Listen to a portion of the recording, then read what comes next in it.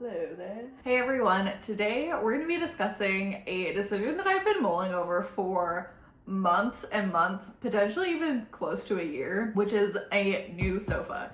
I'm sitting on it currently. This is the new one. It's the quintessential adult decision. Our old one used to be pretty uncomfortable, and we've been really wanting to invest into something that we're excited about and that's comfortable and that we're gonna have for a while. So we finally pulled the trigger. If you're also in the market for a new couch, then this video is going to be all about the different considerations and things that I was taking into account when picking out this sofa. As a designer, you might think that I have it all figured out, but honestly, I feel like furniture and decor is kind of my weak point. My strengths are definitely more like the construction realm. So needless to say, it was a bit of a process for me, but I'm going to step you through all the different ways that we decided to land on this specific sofa. I did work at a custom furniture store for a little bit early on in my design career, so I do know a couple tricks or a couple different things to consider. So let's go ahead and jump into how I started this process. And for the record, I'm going to say I and we a lot. This is a big decision with my partner. This was not something that like I acted alone in. So we both went through these motions together. Okay, so the very first thing, step number one, would be to create a wish list. I kind of look at this as creating like your mission statement for a business, if you will, or a vision statement. So you're going to make all of your decisions going back to this wish list or how you're going to prioritize these wants and needs. We've been brainstorming about, okay, we're noticing we like these elements of our current couch. We're noticing these are things that we really dislike about our couch. And we kind of started that data collection many months prior to actually honing in on a couch. So like I mentioned, comfort was our main driver to getting rid of our old couch. So that is at the top of our priority and wish list. Being comfortable for us is a big deal because we watch a lot of shows on here. Sometimes we eat on our couch. We take naps on our couch occasionally. We really utilize this space in this living room. So comfortability seemed like it had to be a priority, especially if that was the primary reason for getting rid of our old couch, right? So here are the different ways that I kind of sectioned out our priority or our wish list. Under functionality, so a couch that we can relax on and actually spoon without feeling like it's a wrestling match. Although chaises get a lot of flack, we really enjoyed that feature in our last couch. It was really comfortable and accommodating for our space since it's on the smaller side. We'll probably be moving in the next year or so. So we also wanted something that could be adaptable to multiple spaces. We wanted to obviously suit this space well, but also keep in mind that it might be in a different space in the future. And another functionality thing is that we wanted to have natural materials, whether that was a linen or a cotton or a different type of material. We didn't want any faux materials or anything that had a lot of polyester. And then as far as budget, we were trying to keep it under $3,000. And then we made another priority or wish list for aesthetics. One thing that was huge for me is I really wanted a single bench cushion, this elongated one bench. That way no one was falling into a crevice or getting stuck in between cushions. I'm not a fan of that. We also really liked that our previous couch had a lot of contrast, kind of like this mid to dark tone fabric that we really enjoyed how that played off of the other elements in our space. So we really wanted to mimic that contrast that it was providing. And then lastly, our space isn't that big, so we wanted something that had a little bit of visual lightness, nothing too bulky. Then our second step was to understand the elements in our space. And you can kind of hear me walking through this a little bit in the last step. So if you're struggling with making your wish list, this might be the place that you want to start. Even if we were to get the comfiest couch on planet Earth and it didn't fit in our space, that wasn't going to work. So really understanding the restrictions that your space has is going to inform how you're going to pick out your sofa. So here's what I recommend. Number one is to measure. You do not want to skip this. I know it's not like super sexy and fun necessarily, but this is extremely necessary. For example, we really liked our old couch, the depth in the seat. We knew we could comfortably fit both of us on it, but it wasn't so deep that someone who's really short like me felt uncomfortable in the couch. Although that might not be a very intuitive measurement to have, that is something that we took notice in, that we enjoyed, and we measured this length here. You're going to definitely want to measure the footprint of your couch. If you have a couch that you currently like a lot of the elements, then you might want to measure the footprint and the different elements of the couch that you already have, or you're going to want to measure the elements of the space. If you're designing already around a existing room, it might make the most sense to measure that current sofa. Whereas if you are starting from scratch in a blank space, then it might make the most sense to measure the space and see kind of what restrictions you might have. Please don't forget to measure how it is going to get into the space. Because again, even if you get your dream sofa, if it does not fit through the front door or through a hallway, then it is not going to be very fun to have to try and return that. For this specific purchase, we could not return it since it was semi-custom. So really thinking through like, how is it going to get into our space? The next thing when you're wanting to think about the different elements in your space is scale. The scale of our previous sofa worked really well because even though it was larger than this current sofa, it had these legs that kind of like propped it up, and it gave the visual lightness because there's space under the couch. So it really helped in making it feel less bulky, even though it was larger than the sofa we ended up buying. So we definitely wanted to maintain that visual balance that we felt like we were striking with the previous sofa. When you're thinking about the existing elements in your space, you definitely want to be thinking about color. You do not want to match everything because it's going to feel very bland and potentially sterile. You want a good amount of contrast, whether that's in value, so like light to dark, or dark light to dark, or you want it with color. You may pick just the light to dark, or you might just pick the color.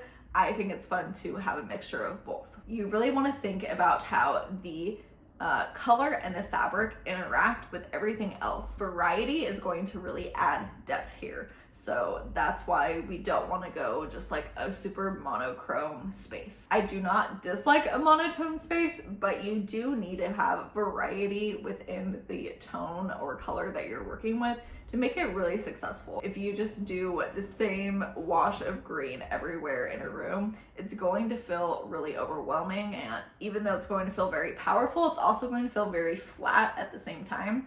So really be thinking about the variation when you're thinking about color. The third step that I want to talk about is searching with these restrictions in mind. This is the part that starts out fun and that it can quickly become frustrating and overwhelming, searching through what you're going to potentially buy. The internet is your friend here, but we don't want to get stuck in the scrolling of 25 pages on just one single furniture company, because looking at 8,000 different couches is not going to help you necessarily select the couch that you're wanting. If you're buying new, this is often much more helpful. When you're buying secondhand, depending where you're looking, this like filter section may or may not be applicable. So here's how I go about it. Keeping the last two steps in mind, you are going to start with the filters. So whatever website you choose, filters are your friend. The only filter that is not your friend, generally speaking, is the design style filter.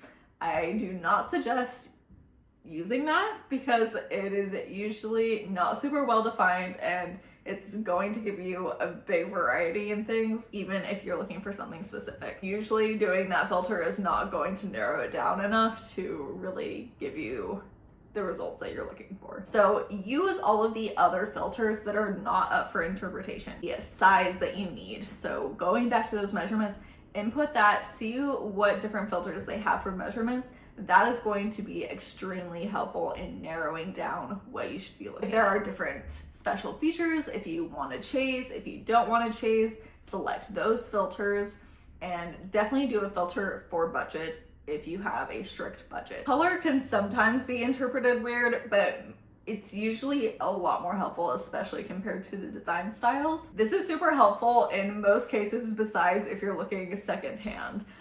So if you're on Facebook Marketplace, some of these filters might be able to be input, some of them might not be. So you're gonna have to dig, you're gonna have to message sellers and negotiate your way to victory. Step number 4 is optional, but it was crucial for us when we decided to pull the trigger on selecting this sofa. Again, going back to our wish list and having comfort as our highest priority, I knew I did not want to select a couch, get it into our home, and then figure out that it was not comfortable. I felt strongly that I wanted to go sit my ass in a seat and see what I felt about it. I was not comfortable relying on good return policies, or if especially most places don't have great return policies with like custom or semi-custom furniture like this. So we made a lovely morning out of it. We went to brunch and then we went shopping and had a great time. Maybe I should speak for myself. I had a great time. So here's my advice for going in person. When testing for comfort, try to actually sit in it the way that you would interact with it in your space. So for example, sitting like this is not the most often way I sit in our couch, or most couches, matter of fact. I do want it to be comfortable for me to sit like this because I want to be as comfortable as possible in all scenarios. I definitely sat in this couch on the showroom floor like this because I wanted to gauge.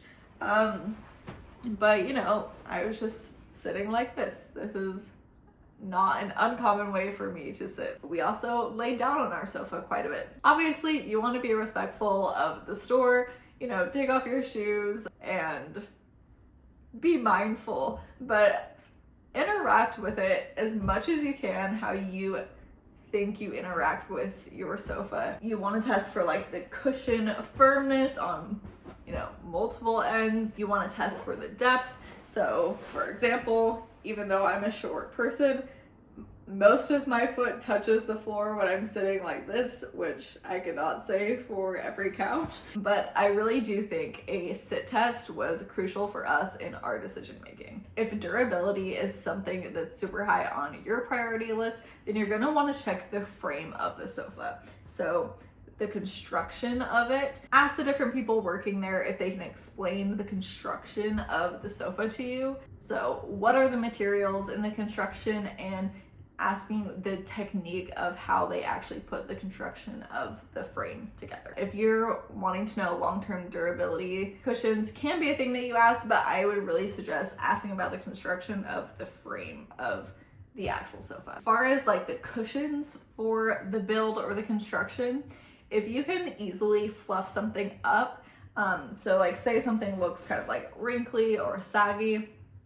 if you can kind of like easily fluff it up and it looks better, that's usually a good sign. If something is kind of not coming back to life, it's really just like keeping its shape, that's usually a sign that there's not a lot of natural materials being used.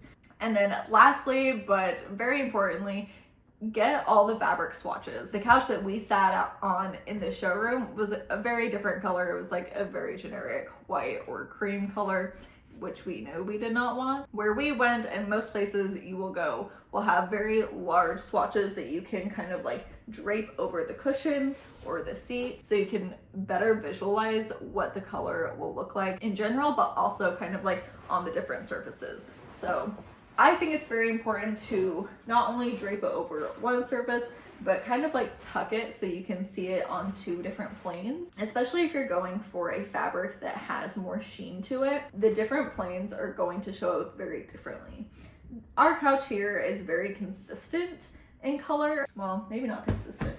Like there is a little bit of variety in the fabric, but as far as the different planes, it's pretty close. Whereas this surface and this surface with a more lustrous fabric is going to come off very differently. So I think it's important to see those different planes. In addition to those larger swatches of fabric, they should be able to give you smaller ones that you can take home and see them in your space. I do not recommend making a purchase right then and there after seeing the color, unless you have previously brought it into your space and have seen how it interacts with the other elements. Once you have gone through these like 4 different steps, then the 5th thing to do is to revisit your wish list, the elements, and reviewing everything as one unit. It's really easy for me to get caught up in the in-store experience, but I don't do my best decision making always when I'm at the store. I want to recollect all the things that I've gathered and review it. I'm wanting to make sure that the sofa checks all the boxes that I'm looking for. Does it fit in my space? Does it have the features that we're wanting? And also testing if the fabric holds up to your lifestyle test. So if you have kids, spilling things on it to see how it interacts with different spills. Or if you have pets, maybe seeing if their claws can scratch through really easily on the fabric. Doing these different things to see how the product is going to hold up in your space is essential. If you are still struggling after doing this, then really relying on reviews or different like blog posts about the specific ones that you're trying to decide between can be really helpful. I definitely wouldn't always say trust the reviews on the brand's website, but yeah, do like a Google search, look for those third-party reviews. And if you have like 4 couches that you're kind of thinking between, then potentially those reviews might help whittle down into helping you get more targeted and make your final decision. So in the end, this is the couch that we ended up going with. We didn't opt for a chaise like I mentioned earlier. Although we were very interested in having a chaise for our couch, we realized that it just wasn't going to work out. And so we decided to get an ottoman instead of a chaise, which we're really happy with. We are not having any regrets about. And part of the reason because of that was to provide the flexibility and adaptability in case we go into a new space soon. We didn't want to be stuck having to make that sofa work in a future space that it just wasn't really intuitive in. This material that we chose for the fabric is 100% BCI cotton, which was something that was very important to me to have a fully natural material. I really love it. It's not the softest material that we could have chosen, but honestly, it's plenty soft and it's going to hold up really well, and I'm really excited about not only the fabric material, but the color is exactly what I was wanting. Like I mentioned earlier, this sofa is a bit smaller than our previous one, but I'm kind of excited that that will allow for us to play with, like, we got this ottoman, which we're super excited about, but also some different seating elements potentially in the future to interact with our space. Plus, it is definitely cuddle approved. We both fit on the couch very easily, and since these cushions, these back cushions come off, essentially if we wanted to take a full-on nap, both of us on here at the same time, we can just take those off, and it's almost the same size as a twin bed, which it's definitely a little bit of a squeeze, but we're both kind of smaller people, so we fit on it just fine. All right, so to wrap up, here is kind of a summary of what I suggest. Don't skip the wish list. Use this as your guiding principle or principles to make sure you're getting exactly what you want. Be patient. As you can see, this was kind of a long process for us. It took us several months to make the decision of like seriously looking for a couch. Then it probably took us 6 weeks to finally pick the sofa we were wanting. After we placed the order, over, I want to say it was about a 5-week process for them to make it and deliver it and get it into our apartment. I really want to emphasize this. Having restrictions can definitely aid in making decisions. So work with the restrictions of your space or what you're wanting, what you're trying to prioritize. Let that guide you to making the best decision for your space. Don't try to fight them, because it's going to feel a lot more natural in your space and ultimately give you the best design. Thanks for watching today's video. I hope that was helpful if you are looking for a sofa.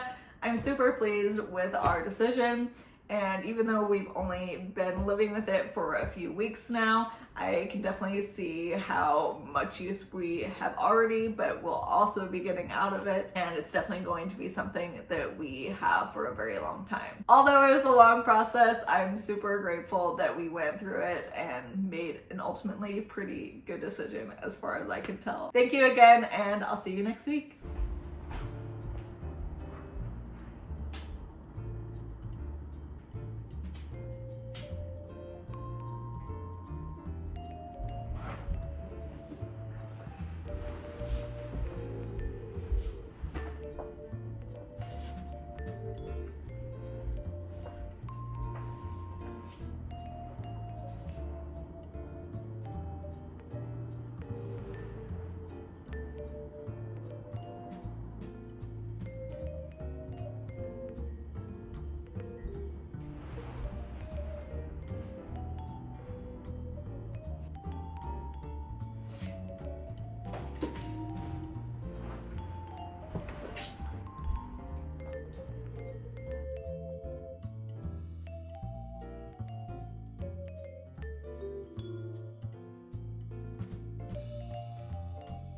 Let's get down to business to defeat the Huns.